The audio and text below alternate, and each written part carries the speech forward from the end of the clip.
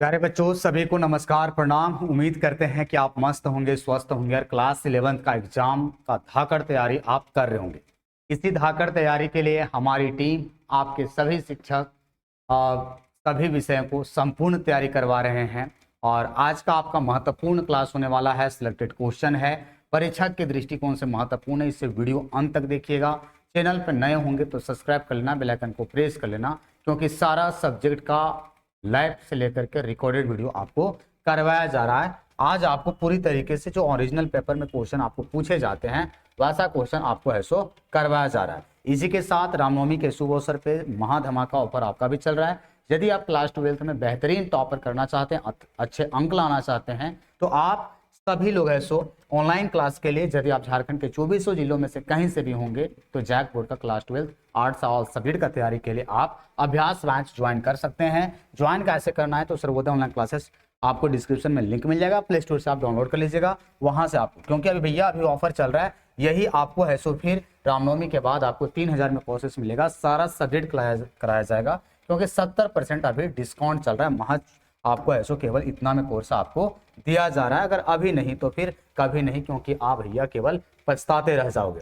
यदि आप offline class करना चाहोगे तो आप ऐसो 12th के लिए, क्योंकि 11th क्लास का तो आपको तैयारी करवा ही दे रहे हैं। बाकी आप ऐसो Budhwa Mahadev Chowk near women's college bus stand road वाला में हजारीबाग में हमें ऐसो संपर्क आप कर सकते हैं। चलिए, पिछला क्लास में मैंने क्या क्या था, अभी तक आपको ना 6 वीडियो मैंने दे दिया। अच्छा, ये सारे सब्जेक्ट का सर कैसे हम लोग ऐसो देख सकते हैं, तो आप बिल्कुल चैनल का जो लोगो होता है ना, समझे, बाएं तरफ, वहां पे जैसे ही आप क्लिक करोगे बच्चे, इस तरीके से आपको खुल जाएगा सर्वोदय ऑनलाइन क्लासेस। ये देख रहे होंगे आपको, है ना, सारा कुछ आपको दिख जाएगा। और जैसे ही ये दिखेगा तो आप चले आना प्ले लिस्ट में, यहाँ होम है, उसके अलावा वीडियो है, शॉर्ट है, लाइव है, प्ले लिस्ट में आओगे तो आपको देखो क्लास 11th हिंदी इलेक्टिव का आपको एमसीक्यू दिख जाएगा, क्लास 11th हिस्ट्री का एमसीक्यू देगा, सोशोलॉजी है, इकोनॉमिक्स का है, उसके साथ साथ आपको दिख जाएंगे हिस्ट्री एमसीक्यू। 3 वीडियो किया है, अभी 3-4 वीडियो और भी चले जाएंगे। आप देख रहे होंगे इंग्लिश का आपका वीडियो किया है, मेरा ज्योग्राफी का आपको 5 वीडियो चला गया है, यानी कई वीडियो गए हैं जहां पे आप है ना पूरी तरीके से आप देख सकते हो। आज का चलो सब हम लोग सीधा सा इंपॉर्टेंट क्वेश्चन से शुरुआत करते हैं। और हमारा पिछला क्लास में आप लोगों का है ना, ये मैंने आपको ऐसा क्वेश्चन देकर गया था कि इनमें से अगर देखा जाए तो ये हमारा किलिमंजारो किस प्रकार की ज्वालामुखी है, इसके बारे में आपको मैंने है सो दे करके गया था। 1 मिनट बच्चा, थोड़ा सा ये ले लेना, क्योंकि है ना ये थोड़ा सा आज नखड़ेबाजी कर रहा है। कहाँ गया यार, रुको 1 मिनट रुक जाइएगा आप सभी लोग, अभी हम तुरंत खोल लेते हैं। और चैनल पे नए होंगे तो जरूर से आप है ना सब्सक्राइब कर लीजिएगा, क्योंकि सारा वीडियो आपका है ना सो इम्पोर्टेंट होने वाला है। और यहाँ से आपको है सो कई सारे विषयों का आपको है सो लगातार तैयारी है सो करवाया जा रहा है। नेक्स्ट क्वेश्चन, पिछला क्लास में ना आपको मैंने क्वेश्चन छोड़कर गया था, और वो क्वेश्चन था कि किलिमंजारो किस प्रकार की ज्वालामुखी है। इससे रिलेटेड भाई साहब आपका है ना सो वो क्वेश्चन था। और किलिमंजारो किस प्रकार की ज्वालामुखी है, तो ध्यान रखिएगा, बहुत सारे बच्चों ने इसका उत्तर भी दिया, तो इसका करेक्ट हमारा उत्तर क्या हो जाएगा, मृत ज्वालामुखी है। ये आप है ना सो याद रखना प्यारे बच्चे। इसके बाद हमारा अगला सवाल कहता है कि अगर देख लिया जाए मैग्मा ठंडा होने से किस प्रकार की चट्टान का निर्माण होता है, इसके बारे में पूछ रहा है प्यारे बच्चे कि किस प्रकार का होता है। तो मैग्मा आपको मैंने बताया है कि नीचे से जब मैग्मा निकलता है तो ये हवा के संपर्क में आते के साथ इसका टेम्परेचर होता है, तो ये आग से बनने वाला, क्योंकि मैग्मा आग का गोला होता है, समझे, तो वो हमारा आग्नेय चट्टान। आग्नेय से याद रखेगा अवसादी बनता है, उसके बाद कांतरित, कांतरित से पुनः हमारा आग्नेय बन जाता है। ये भी है सो आप याद रखे रहोगे। संगमरमर किस प्रकार के चट्टान का उदाहरण है, तो संगमरमर आप जानते होंगे ये हमारा किस प्रकार का है, रूपांतरित का है, क्योंकि चूना पत्थर से क्या बनता है, संगमरमर, यानी मेटामॉर्फिक रोग का ये हमारा क्या है, एग्जाम्पल है। चूना पत्थर वगैरह जितने भी हो जाते हैं ये अवसादी का एग्जाम्पल है। ये आप याद रखें। जिस तरीके से सवाल यहाँ पूछा गया है ना, इसी तरीके से हूबहू पेपर आपको है ना परीक्षा में कई आपको देखने को मिल जाएगा। अगला है सलिड किसका रूपांतरित रूप है, सलिड यानी ये किसका रूपांतरित है, मोटामॉर्फिक रोग का, आग्नेय अवसादीय रूपांतरित 3 प्रकार की चट्टानें होती है बच्चे, इसमें से पूछ रहा है। तो ये हमारा सेल से क्या बनता था, सलिड। ग्रेनाइट से क्या बनता है, नीस बनता है, वो भी आप याद रखे रहोगे पूरी तरीके से, ठीक है। अगला सवाल कहता है नदी के अपरदन द्वारा निम्नलिखित में से किस स्थल रूप का निर्माण होता है। नदियां जब अपरदन करती तो आपको पता होगा कि भी आकार का घाटी बनाती है, उसके अलावा यू आकार का घाटी बनाती है, उसके अलावा गार्ज और कैनियन बनाती थी सर जी। तो सवाल यहाँ पे यही पूछा गया है, अपरदन, अपरदन मतलब काटना, जब भी स्लैब वैली बनाती है तो ये किस स्थल रूप का निर्माण करती है, यानी किस स्थल रूप का निर्माण करती है, तो याद रखिएगा भी आकार का घाटी का निर्माण करती है। यदि यही पूछ लेता निक्षेपण द्वारा नदी को क्या बनता है, तो डेल्टा बनता है, बाढ़ का मैदाने बनती है सर जी, ये भी आप याद रखिएगा। बाकी गोरखपुर झील भी हमारा नदी का निर्मित है ना, एक प्रकार का ये है सर। सवाल थोड़ा बड़ा कर लेते हैं क्योंकि ये होना है ना जरूरी है। नेक्स्ट हमारा कहता है कि लोएस का निर्माण, लोएस का जो निर्माण किस अपरदन कारक द्वारा किया जाता है, इसके बारे में पूछ रहा है। पवन है, नदी है, समुद्री तरंगे हैं और हिमनद। हम लोग एक चैप्टर पढ़े थे भू आकृति तथा उनका विकास, अंतर्जात बल और बहिर्जात बल, और अंतर्जात बल और बहिर्जात में हम लोग अपरदन अपक्षय, अपरदन और निक्षेपण पढ़े हुए थे। उसमें से हम लोग सबका आकृति पढ़े हुए थे। तो पवन द्वारा ये लोएस का मैदान बना जाता है। क्वेश्चन आपको मैंने यहाँ लेकिन दे करके जा रहा हूँ, ये लोएस का जो निर्माण जो होता है, सैंडस्टोन का जो पार्ट होता है, ये पवन का अपरदन स्थलाकृति है या फिर ये निक्षेपण स्थलाकृति है। आप ये है ना हमें जवाब कमेंट में जरूर दीजिएगा, क्योंकि आपका कमेंट का हमारा ऐसो वेट रहेगा। अगला सवाल दिया है कि वायुमंडल किस परत में मौसमी घटनाएं घटित होती है, लिख लेना। इस बार है सो आपको पेपर में छपने वाला सवाल है, सिलेक्टेड क्वेश्चन है भाई साहब, कि मौसमी घटनाएं कहाँ पे घटित होती है, क्षोभ मंडल, समताप मंडल, मध्य मंडल या बहिर्मंडल। तो हम लोग रट रट करके पूरी तरीके से समझ करके पढ़े हुए हैं लाडले, क्योंकि क्षोभ मंडल में सर वायुमंडल का सबसे निचला परत होता है और मौसमी घटनाएं सबसे ज्यादा होती है। समताप मंडल में टेम्परेचर समान रहता है, इसलिए वायु उड़ान के लिए सबसे आदर्श और अनुकूल माना जाता है। बहिर्मंडल सबसे ऊपरी परत है, हाइड्रोजन और हीलियम जैसे हल्की गैसों के लिए जाना जाता है। मध्य मंडल बात कर लिया जाए तो ये मेसोस्फेयर के नाम से इसको हम लोग है सो जानते हैं। नेक्स्ट सवाल है, कौन सी गैस पराबैंगनी किरणों को अवशोषित करती है। आप लोग को मैंने ग्रीन हाउस गैस पढ़ाया हुआ है, साथ साथ में हम लोग ग्लोबल वार्मिंग पढ़े हुए।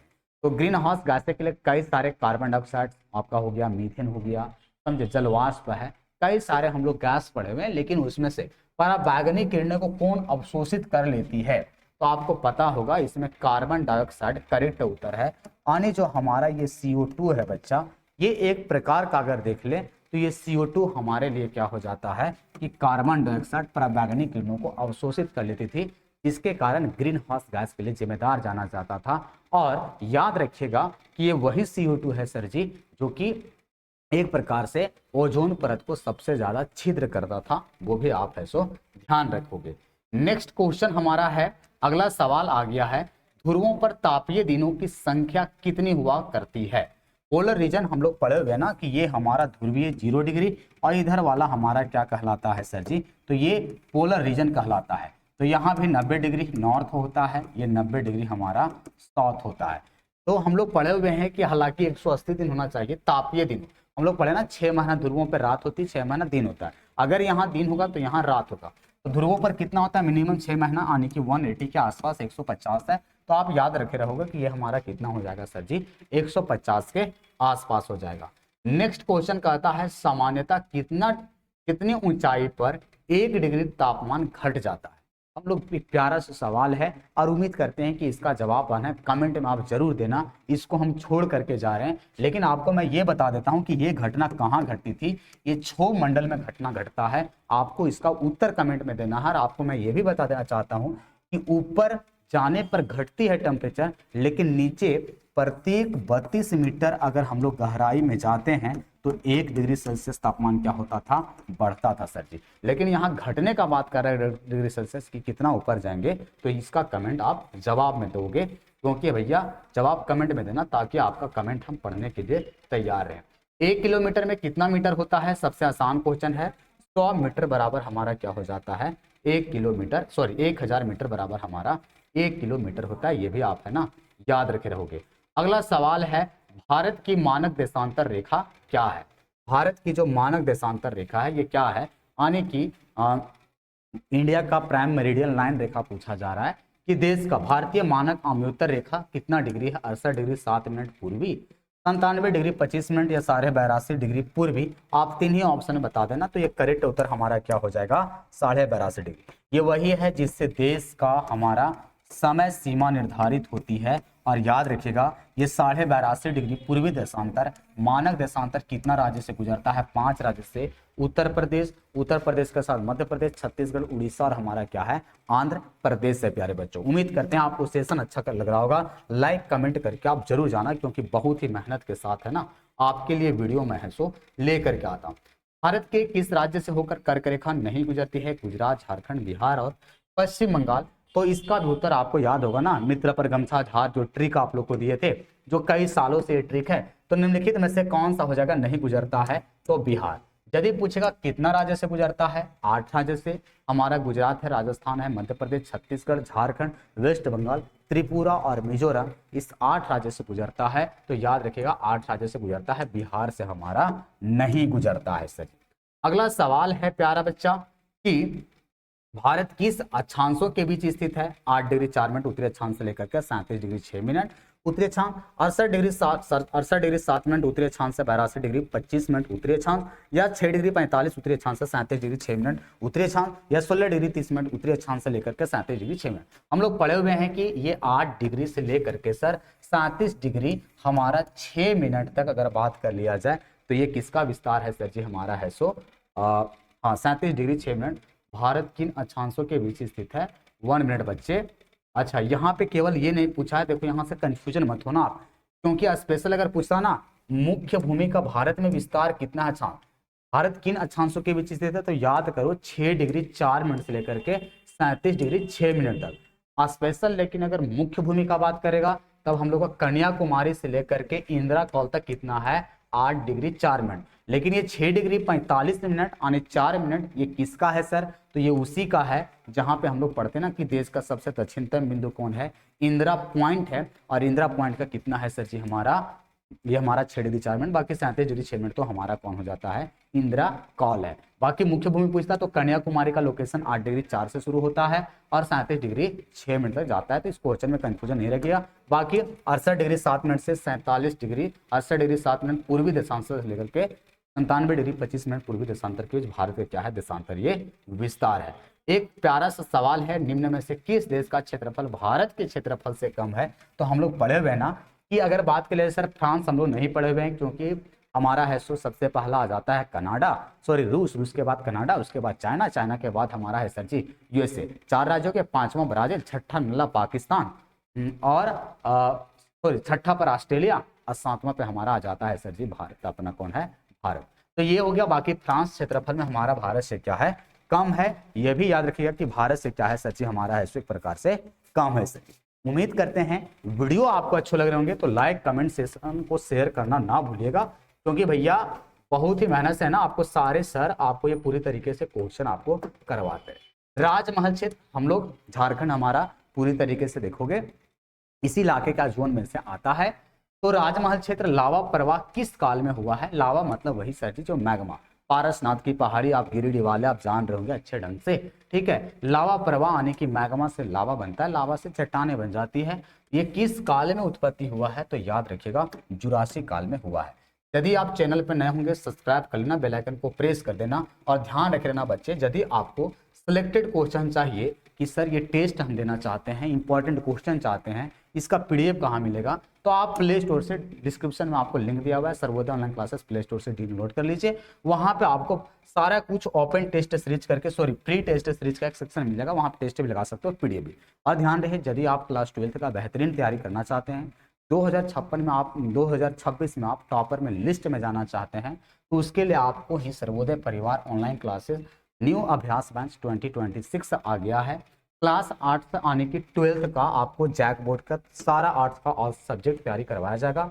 नामांकन प्रारंभ में ध्यान रखिए रामनवमी के शुभ अवसर पे 1499 यानी 70% डिस्काउंट के साथ आपको है ना सारे विषय की तैयारी, ये चारों शिक्षक के द्वारा ये सारा विषय स्पेशल ऑफर है। यही कोर्स आपको रामनवमी के बाद देखने को मिल जाएगा पूरी तरीके से 3000 रुपये में।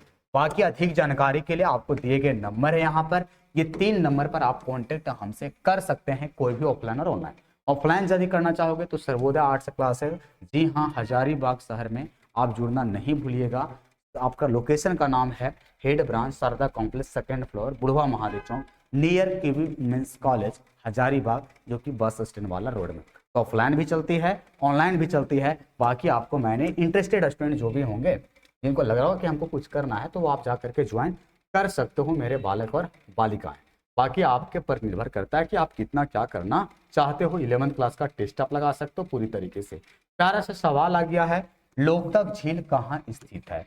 लोकतक झील कहाँ स्थित है इसके बारे में पूछा जा रहा है। मणिपुर, उड़ीसा, हिमाचल प्रदेश या असम? तो ध्यान रखिएगा प्यारे बच्चे कि ये हमारा कहाँ पे स्थित है सर जी? तो ये हमारा कहाँ पे स्थित है? लोकतक झील ये हमारा मणिपुर में है। और ये याद रखिएगा, ये उत्तर पूर्वी भारत का सबसे स्वच्छ झील है सर जी। जैसे हम लोग का ना मीठे पानी का डल झील, समझो, वैसा ही उलर जैसे जम्मू कश्मीर वाला, वैसा ही ये भी है। निम्न में से कौन भारत का पड़ोसी देश नहीं है? हमारा नियरेस्ट कंट्री नहीं है, देश के साथ सीमा नहीं लगती है। पाकिस्तान, नल्ला सबको पता होगा, पश्चिम में हम लोग का ये है। भूटान भी हमारा उत्तर में स्थित है, नेपाल भी उत्तर में स्थित है, वियतनाम नहीं है गुरुजी। तो हमारा क्या हो जाएगा ये? आप इसका एक और उत्तर दीजिएगा, भारत देश कौन सा देश के साथ अंतर्राष्ट्रीय सीमा सबसे ज्यादा पड़ोसी सीमा लगती है? यानी हमारा पड़ोसी देश कौन सा है जिसके साथ सबसे ज्यादा इंटरनेशनल बाउंड्री लगता है, अंतर्राष्ट्रीय सीमा लगती है? अगला सवाल है, निम्न में से कौन सा दर्रा पश्चिमी घाट में स्थित नहीं है? प्यारे बच्चे सबको पता होगा कि ये हमारा पश्चिमी घाट है सर जी, यानी दक्षिण भारत, और इसमें हमारा वेस्टर्न घाट कहलाता है। इसमें हमारा तो सब कुछ पड़ता है, भोर घाट, ताल घाट, पाल घाट। सबको पता होगा कि यहाँ हम लोग मुंबई से ठाणे, ठाणे से नासिक, उसके अलावा सनकोटा दर्रा सब कुछ पड़े हुए हैं। लेकिन जो जिला दर्रा हमारा सर जी पश्चिमी घाट में नहीं है, वेस्टर्न घाट में नहीं है, बल्कि ये कहाँ पड़ता है सर जी? हिमाचल प्रदेश की है। अगला आप ये भी याद रखोगे पूरी तरीके से, पश्चिमी घाट का सबसे ऊंचा चोटी आप कमेंट में देना कि पश्चिमी घाट का सबसे ऊंचा चोटी यानी वेस्टर्न घाट का सबसे हाईएस्ट पीक कौन सा है? आपका कमेंट का मेरा है ना इंतजार रहेगा। भारत के कौन सा द्वीप परवाल से निर्मित है? परवाल आपको पता होगा, एक मूंगा जीव होता है सर जी। उस मूंगे के द्वारा जीव जो कैल्शियम कार्बोनेट होता है उसको खा करके एक के ऊपर एक पॉलिप जो जमते जाते हैं, उससे परवाल द्वीप बनता है। तो ये हमारा कैसा द्वीप है सर जी? लक्षद्वीप हमारा परवाल द्वीप का है, उदाहरण है, याद रखेगा। माजुली वही है सर जो विश्व का सबसे बड़ा नदी द्वीप है, कई बार पूछे गए हैं, जो ब्रह्मपुत्रा नदी में स्थित है। दमन द्वीप एक प्रकार का द्वीप है, अंडमान निकोबार, ये भी हमारा क्या है? द्वीप है सर जी। अगला क्वेश्चन, और आज का सेशन का आपके लिए लास्ट क्वेश्चन है प्यारे बच्चा, कि तिब्बत में कौन सी नदी को सांगपो के जानी जाती है? बहुत प्यारा प्यारा सवाल है, VVI इंपॉर्टेंट सवाल है। इसको कहा जाता है तो ब्रह्मपुत्रा नदी को हम लोग है ना सांगपो कहते हैं। आप कमेंट में एक ये भी जवाब दीजिएगा कि पूरी तरीके से ब्रह्मपुत्रा नदी को बांग्लादेश में किस नाम से जानते हैं? ब्रह्मपुत्रा नदी को बांग्लादेश में हम लोग किस नाम से जानते हैं? इसका उत्तर आप कमेंट में दीजिएगा। हमारा है सो आपका वेट रहेगा पूरी तरीके से। तो आपको हम इतना आपको करवा दिए, लगभग अगर देख लिया जाए यार तो 7-8 वीडियो आपको दे दिए हैं। जा करके आप प्ले स्टोर में जाओ, सॉरी होम पेज पे चले जाओ, वहाँ पे लिस्ट मिल जाएगा, क्लास 11 का सारे सब्जेक्ट का करवाया जा रहा है। जितना भी आपका इंपॉर्टेंट सब्जेक्ट है, सारा सब्जेक्ट का आपको सारे चारों शिक्षक आपको करवा रहे हैं। चैनल पे नए होंगे तो सब्सक्राइब कर लेना, क्योंकि आपको है ना मैराथन क्लास एप्लीकेशन पे VVI और यूट्यूब पे आपको करवाया जाएगा। और कक्षा 12 में तो तैयारी आपको हम करवाने के लिए आ ही गए हैं। चलिए मिलते हैं नेक्स्ट वीडियो में, तब तक टेक केयर।